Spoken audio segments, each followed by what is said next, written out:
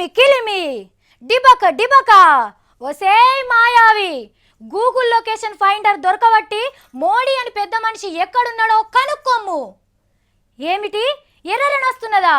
ఆహా, నీ గూగుల్కే తెలవనంత దూరంగా ఉన్నాడా?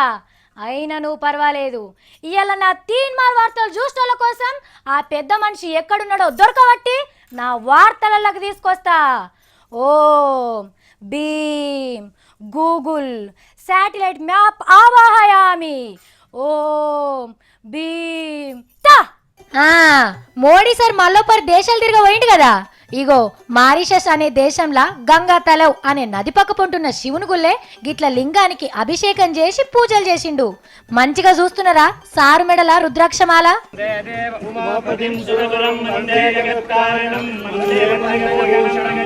పంతులు చదువుతున్న మంత్రాలని మన దేశంలోకి వెళ్ళి తోలుకోయిండ్రా అని అనుకోకుండ్రి. గా దేశంలో కూడా మనం గొలుసుకునే గుళ్ళు గోపురాలు మస్తుగుంటాయి.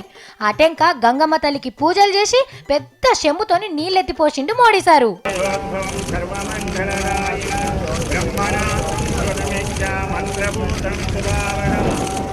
ఇక వాళ్ళ దేశపు పార్లమెంట్ల 2 దేశాల దోస్తాల మీద మాట్లాడి గాలి మోటార్ ఎక్కి శ్రీలంక దేశంలో ఆలిండు.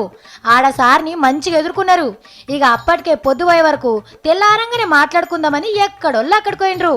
ఇక తెల్లారి మంచి బట్టలు తోడుకొని బుద్ధుని గుడుకోయిండు. ఆడొక్క బుడ్డ పిల్లగాడు తాత అనంగానే సార్ ఒంగిండు.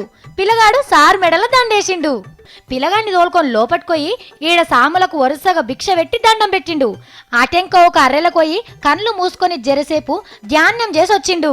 ఇక బయటకొచ్చినాక తొవ్వి పెట్టిన పొక్కల ఒక మొక్క నాటి తాపితోనింత మట్టేసి చెట్టుకు బకెట్తోని నీళ్ళు పోసిండు. పక్క పొంటున్న బుడ్డ పొరగాన్లు మోడీ తాత అని పిలిచినట్టున్నారు. ఇక వాళ్ళ తానికోయి జరసేపు ముచ్చట పెట్టిండు. ఇగో పిల్లగాన్లు, నేను మోడీ తాత అని చెప్తున్నా, మీరు మంచిగా చదువుకోవాలి, లేకుంటే నడుమంత్రాన నా లెక్క షాయిలమ్ముకోవాల్సి వస్తుంది అని చెప్పినట్టు అనిపించింది.